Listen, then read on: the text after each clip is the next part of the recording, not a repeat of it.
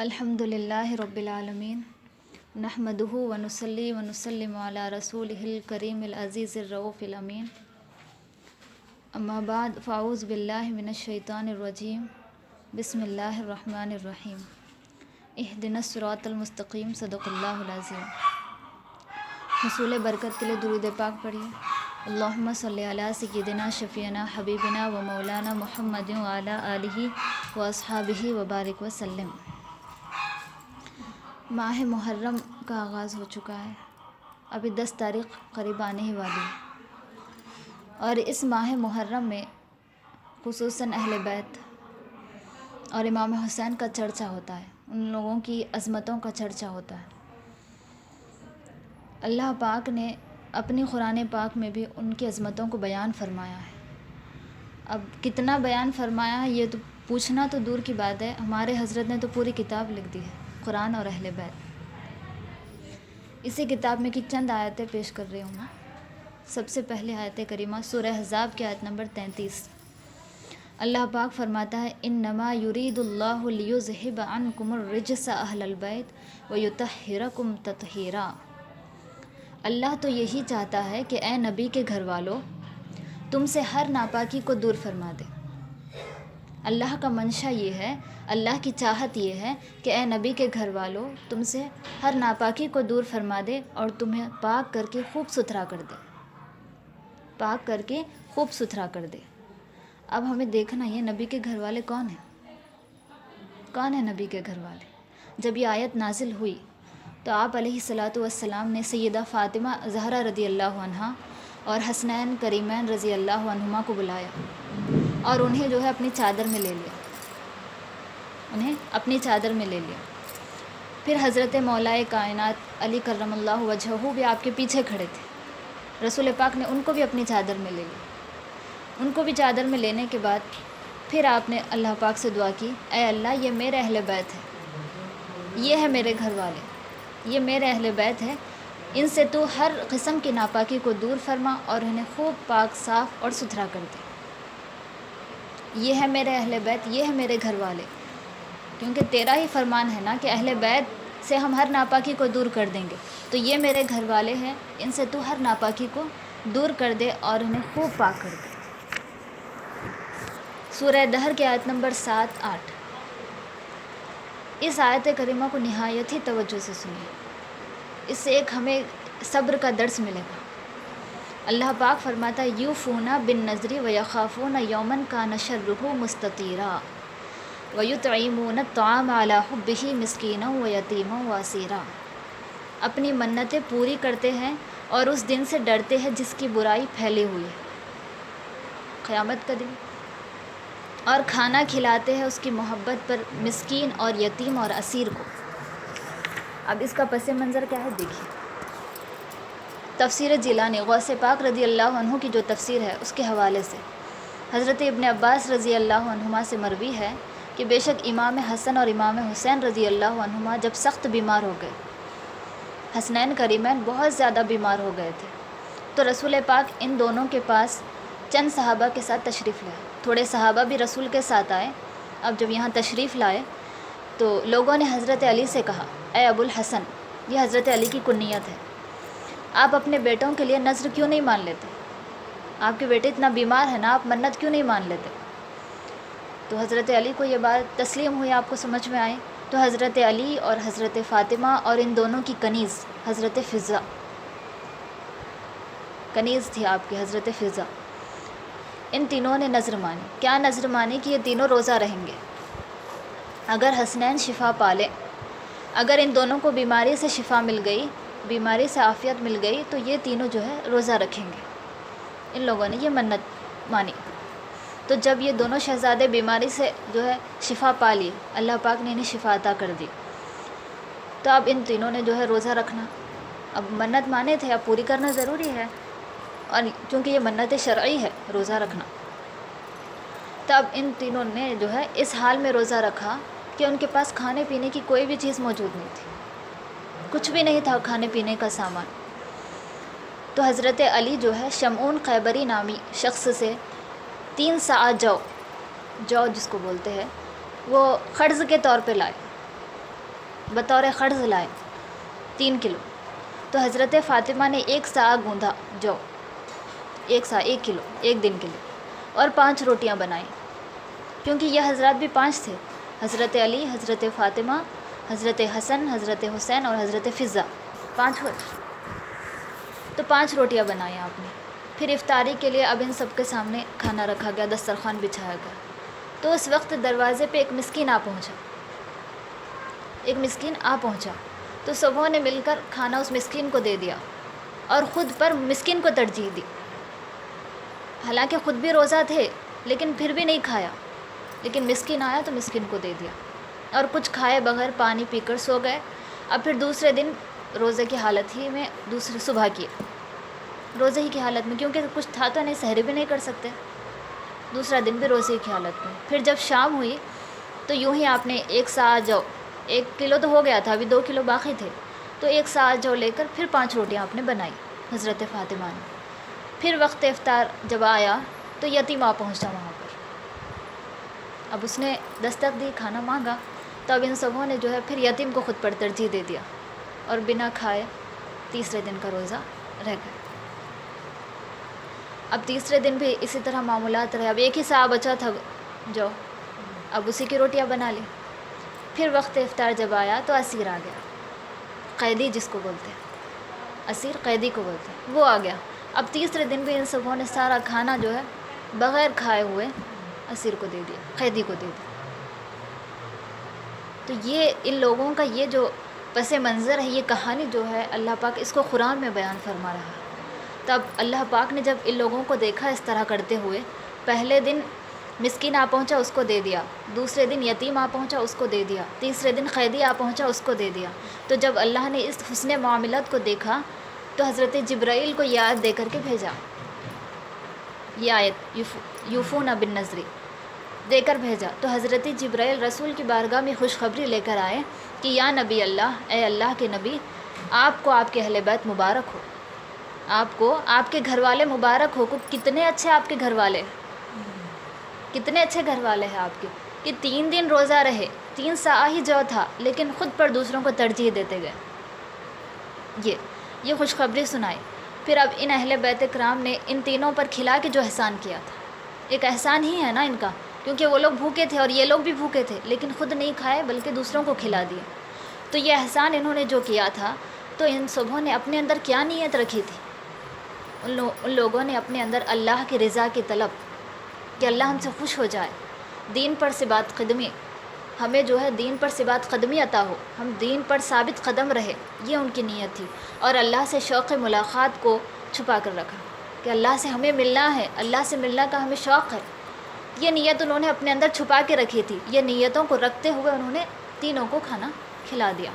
تو اللہ پاک نے ان کی نیتوں کے موافق، جیسے ان کی اچھی اچھی نیتیں ہیں، ویسی نیتوں کے برابر اللہ پاک نے ان کے حق میں اور ایک آیت نازل فرمائے. آیت نمبر 9، انما نطعمکم لوجہ اللہ لا نرید منکم جزاء ولا شکورا. بے شک ہم تمہیں، یہ تو ان لوگوں نے کھلایا ہے نا، حضرت علی، حضرت فاطمہ، فضہ، حسن و حسین نے یہ کھانا، جبکہ وہ لوگ بیمار تھے دونوں، تو بھی کھانا نہیں کھائے. ورنہ بیمار کو تو تھوڑا کھا لینا چاہیے تھا، لیکن نہیں، ان لوگوں کی نیت اتنی پیاری تھی کہ ہمیں جو ہے دین پر ثبات قدمی چاہیے، ہمیں اللہ کی خوشنودی چاہیے. یہ ان لوگوں کی نیتوں میں تھا، اور اللہ سے ہمیں ملنا ہے. تو جب اللہ نے ان کی یہ اتنے پیارے ارادے کو دیکھا تو اللہ پاک نے آیت نازل فرمائی. یہ آیت نمبر 9، بے شک ہم تمہیں اے مسکین، اے یتیم، اے اسیر، خالص اللہ کی رضا کے لیے کھلاتے ہیں، صرف اللہ کی خوشی کے لیے ہم نے تمہیں کھلایا ہے. بدلے اور شکر گزاری ہمارا ارادہ نہیں ہے، ہم تم سے کوئی بدلہ نہیں مانگتے، ہم تم سے جو ہے کوئی شکر گزاری نہیں مانگتے، ہم نے صرف اللہ کی خوشنودی کے لیے تمہیں کھلایا. تو اب اس سے کتنا صبر دیکھیں آپ، 5 کے پاس بھی کتنا صبر. تو یہ ہے نبی کے گھر والے، یہ ہے ان کی عظمت، جن کا بیان اللہ پاک نے قرآن میں فرمایا، کیونکہ قرآن کنٹینیو ہے نا. تو قرآن میں اللہ پاک نے کہ یہ اتنا پیارا عمل ہے، اللہ کو اتنا پسند آ گیا کہ اپنے کلام میں دے دیا. اب امت میں قیامت تک کہ جتنے لوگ آئیں گے اس کی تلاوت کرتے رہیں، اس کی تلاوت کرتے رہیں. آگے سورہ رحمان میں، اب اس کو تو اور بھی اچھے سے سنیے گا، کیونکہ ہر آیت بڑی پیاری ہے عظمت اہل بیت کے حوالے سے. سورہ رحمان آیت نمبر 19 سے 23 تک، مرج البحرین یلتقیان بینہما برزخ لا یبغیان فبأی آلاء ربکما تکذبان۔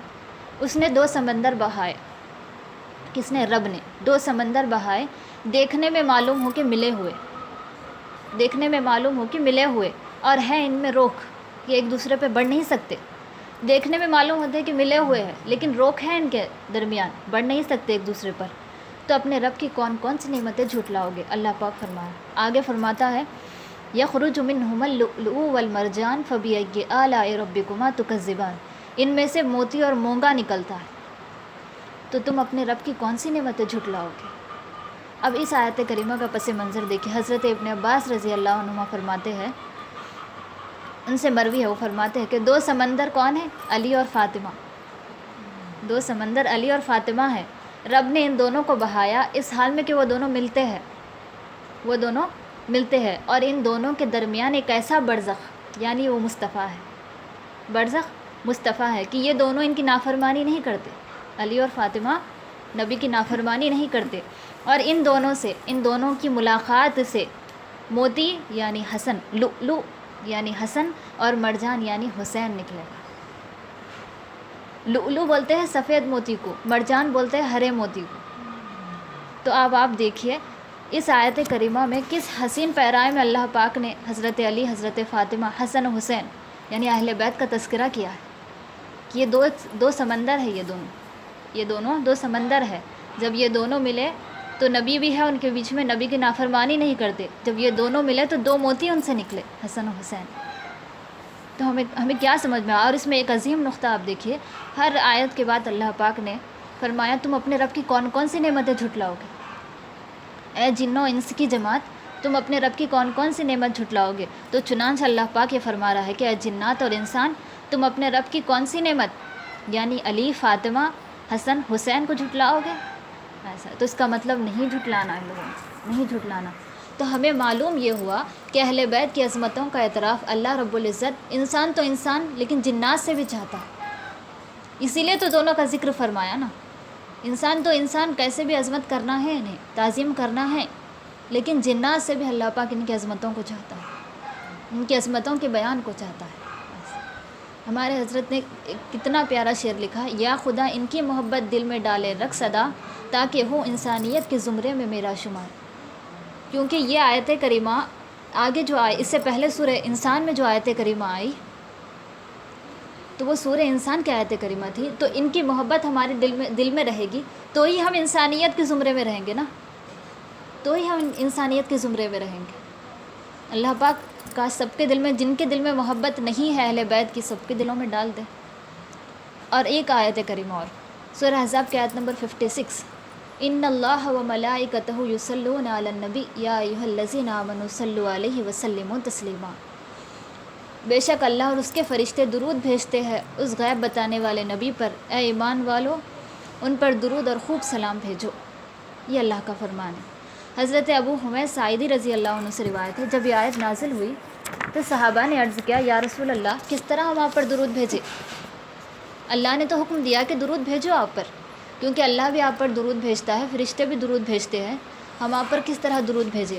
تو رسول پاک علیہ الصلوۃ والسلام نے فرمایا کہ تم کہو اللہم صلی علی محمد النبی و ازواجہ و امہات المؤمنین و ذریتہ و اہل بیتہ کما صلیت علی ابراہیم انک حمید مجید۔ تم کہو، کیا کہو کہ اے اللہ محمد غیب کی خبر بتانے والے پر درود بھیج، ان کی ازواج مطہرات پر، امہات المؤمنین پر، ان کی ذریت طاہرہ پر، ان کے اہل بیت پر بھی درود بھیج، جیسا کہ تو نے ابراہیم پر درود بھیجا، بے شک تو سراہا ہوا بزرگ ہے۔ تو یہ طریقہ بتایا رسول پاک نے۔